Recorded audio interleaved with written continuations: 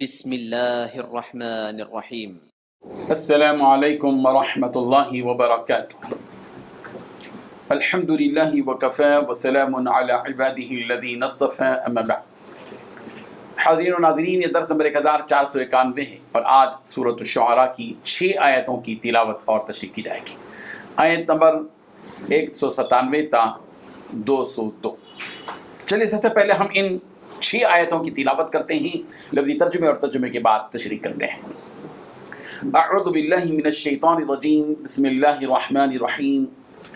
أَوَلَمْ يَكُنْ لَهُمْ آيَةً أَنْ يَعْلَمَهُ عُلَمَاءُ بَنِي إِسْرَائِيلَ وَلَوْ نَزَّلْنَاهُ عَلَى بَعْضِ الْأَعْجَمِينَ فَقَرَأَهُ عَلَيْهِمْ مَا كَانُوا بِهِ مُؤْمِنِينَ كَذَلِكَ سَلَكْنَاهُ فِي قُلُوبِ الْمُجْرِمِينَ لا يؤمنون به حتى يروا العذاب الأليم فيأتيهم بغتة وهم لا يشعرون۔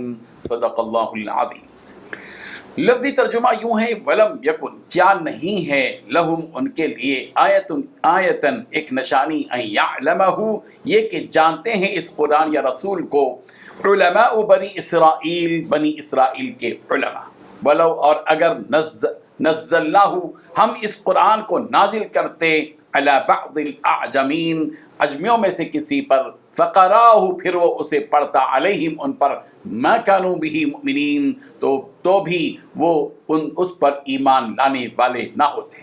کذالک، اسی طرح، سلکناہ، ہم نے اس تکذیب کو داخل کیا، فی قلوب المجرمین، مجرموں کے دلوں میں، لا یؤمنون، کہ وہ ایمان نہیں لائیں گے بھی اس پر، حتی، یہاں تک کہ یروا العذاب العلیم، نہایت دردناک عذاب دیکھ لیں۔ فیأتیہم، چنانچہ وہ عذاب ان کے پاس آ جائے گا، بغتتاً، اچانک، وہم، جبکہ وہ لا یشعرون، شعور نہ رکھتے ہیں۔ ترجمہ یوں ہے، کیا ان کے لیے یہ سند نہیں ہے کہ علماء بنی اسرائیل اس بات کو جانتے ہیں، اور اگر ہم اس کو کسی اہل زبان پر اتارتے اور وہ اسے ان لوگوں کو پڑھ کر سناتا تو یہ اسے کبھی نہ مانتے۔ اسی طرح ہم نے انکار کو گنہگاروں کے دلوں میں داخل کر دیا، جب تک دردناک عذاب نہ دیکھ لیں گے اس کو نہیں مانیں گے، وہ ان پر ناگہاں واقع ہوگا اور انہیں خبر بھی نہ ہوگی۔ ان 6 آیتوں میں 7 باتیں بتلائی گئی ہیں۔ پہلی بات، کیا ان کے لیے یہ سند نہیں ہے کہ بنی اسرائیل کے علماء اس بات کو جانتے ہیں۔ دوسری بات، اگر ہم اس کتاب کو کسی غیر اہل زبان پر اتارتے، نمبر 3، اور وہ اس قرآن کو ان لوگوں کو پڑھ کر سناتے تو یہ اسے کبھی نہ مانتے۔ نمبر 4، اسی طرح ہم نے انکار کو گنہگاروں کے دلوں میں داخل کر دیا۔ نمبر 5، جب تک دردناک عذاب نہ دیکھیں گے اس کو نہیں مانیں گے۔ نمبر 6، وہ عذاب ان پر اچانک واقع ہوگا۔ نمبر 7، انہیں اس بات کی خبر بھی نہ ہوگی۔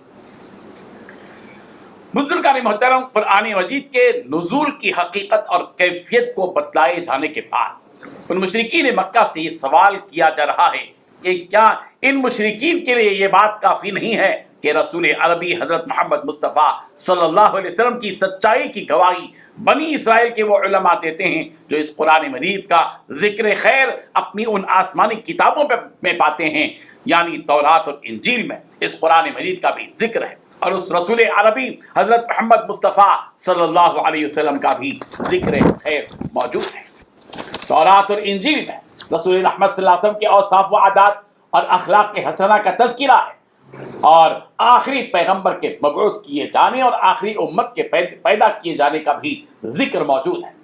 اور یہ مکے کے مشرکین بنی اسرائیل کے ان علماء کے پاس جاتے تھے اور آخری نبی کے بارے میں ان علماء سے پوچھتے تھے، اور اس آخری پیغمبر کی بعثت کے بارے میں معلومات حاصل کرتے تھے۔ حضرت عبداللہ ابن سلام اور سلمان فارسی جیسے علماء یہود جو بعد میں چل کر رسول رحمت صلی اللہ علیہ وسلم کے دست مبارک پر ایمان لے آئے، ان سب کے پاس یہ مشرکین جاتے تھے اور معلومات حاصل کرتے تھے۔ سورۃ الاعراف کی آیت نمبر 157 میں اس بات کی وضاحت کی گئی ہے کہ رسول امی صلی اللہ علیہ وسلم کے ذکر خیر تورات اور انجیل میں ہے۔ الذین یتبعون الرسول النبی الامی الذی یجدونہ مکتوبا عندہم مکتوبا عندهم فی التوراۃ والانجیل یأمرهم بالمعروف وینہاہم عن المنکر۔ یہ آیت صاف طور پر دلالت کرتی ہے کہ واقعی محمد عربی صلی اللہ علیہ وسلم اللہ کے آخری نبی اور رسول ہیں۔ آسمانی کتابوں کا رسول عربی صلی اللہ علیہ وسلم کی نبوت پر اتفاق کرنا خود ایک بڑی دلیل ہے کہ آپ صلی اللہ علیہ وسلم اللہ کے سچے رسول اور نبی ہیں۔ یہ قرآن مجید عربی زبان میں ہے۔ اگر اس عربی قرآن کو کسی ایسے شخص پر اتارا جاتا جو عربی سے ناشنا ہو، اور وہ شخص عجمی ہو، اور وہ عجمی ان عربی لوگوں کو قرآن پڑھ کر سناتا، تو یہ مکے کے مشرکین، یہ عرب کے لوگ ہرگز اس پر ایمان نہ لاتے۔ قرآن مجید عربی واضح زبان میں ہے، اور یہ ایک عربی النصر ایسی شخصیت پر اتاری گئی ہے جو اس کتاب کے اتارے جانے کے لائق اور قابل ہے، یعنی محمد عربی صلی اللہ علیہ وسلم۔ سورہ فصلت کی آیت نمبر 44 میں یہی حقیقت یوں بیان کی گئی، وَلَوْ جَعَلْنَاهُ قُرْآنًا أَعْجَمِيًّا لَقَالُوا لَوْلَا فُصِّلَتْ آیَاتُ۔ اگر اس قرآن مجید کو جو ہے عجمی قرآن بنا دیا جاتا، بجائے عربی زبان کے کسی عجمی زبان میں اتارا جاتا، تو عرب کے لوگ یہ کہتے کہ اس کی آیتیں کیوں واضح نہیں ہیں۔ ظاہر ہے کہ اگر قرآن مجید عربی زبان کے علاوہ کسی عجمی زبان میں اتارا جاتا تو عرب کے یہ لوگ صاف طور پر کہہ دیتے کہ اس کی آیتیں تو صاف اور واضح نہیں ہیں۔ اور جب قرآن مجید کو عربی زبان میں اتارا گیا، اہل عرب جن کے لیے قرآن عربی زبان میں نازل کیا گیا، تو انہیں اس پر ایمان لانے پر کوئی عذر رہنا نہیں چاہیے تھا، اس لیے کہ ان کی ہدایت کے لیے انہی کی زبان میں یہ آسمانی کتاب نازل کی گئی ہے۔ معلوم یہ ہوا کہ ان مشرکین کے لیے یہ بات برابر ہے کہ قرآن کسی عربی شخص پر نازل ہو چاہے کسی عجمی شخص پر نازل ہو، دونوں صورتوں میں بھی یہ مشرکین ایمان لانے والے نہیں ہیں۔ مشرکین کے اس رویے کی وجہ سے ان کی سرکشی اور کفر و شرک کے معاملے میں ان کی شدت ظاہر ہو رہی ہے۔ حالانکہ مشرکین کو محمد عربی صلی اللہ علیہ وسلم اور قرآن مجید کی صداقت اور حقانیت کا علم ہے، مگر ان کی یہ بدبختی ہے کہ وہ ان دونوں پر ایمان لانے سے محروم ہیں۔ ان کے غرور اور سرکشی نے انہیں اندھا بنا دیا ہے۔ ان مشرکین کا معاملہ تو یہ ہے کہ اگر یہ قرآن مجید کاغذ میں لکھا ہوا اتارا جاتا اور وہ اس کو اپنے ہاتھوں سے چھو کر بھی دیکھ لیتے تو یہ کافر یہی کہتے یہ تو کھلا ہوا جادو ہے۔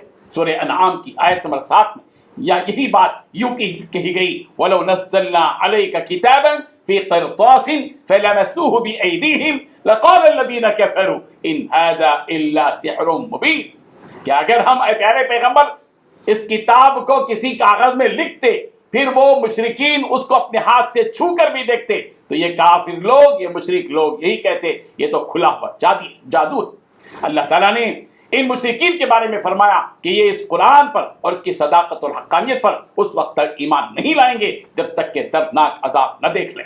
یعنی یہ کفار و مشرکین اپنے کفر و شرک پر قائم رہیں گے اور حق پر ایمان نہیں لائیں گے، اور اس قرآن اور صاحب قرآن کو جھٹلانے پر سختی سے قائم رہیں گے یہاں تک کہ وہ دردناک عذاب اور سخت ترین عذاب دیکھ نہ لیں۔ اور عذاب کا معاملہ تو ایسا نہیں ہے کہ پہلے اطلاع دی جائے، پھر مہلت دی جائے اور پوری طرح باخبر کر دیا جائے، پھر اس کے بعد عذاب آئے، ایسا نہیں، بلکہ عذاب کا معاملہ تو یہ ہے کہ وہ اچانک آ جائے گا، وَيَأْتِيهِمْ بَغْتَةً، اچانک آ جائے گا، انہیں اس کے عذاب کے آنے کا شعور اور احساس بھی نہیں رہے گا، اور اس وقت جب عذاب آ جائے گا تو وہ بس اپنے کیے پر پچھتائیں گے، اس کے سوا کوئی اور ان کے پاس صورت باقی نہیں رہے گی۔ اللہ تبارک و تعالیٰ ان آیات سے سبق حاصل کرنے کی توفیق عطا فرمائے، آمین۔ وآخر دعوانا ان الحمد للہ رب العالمین۔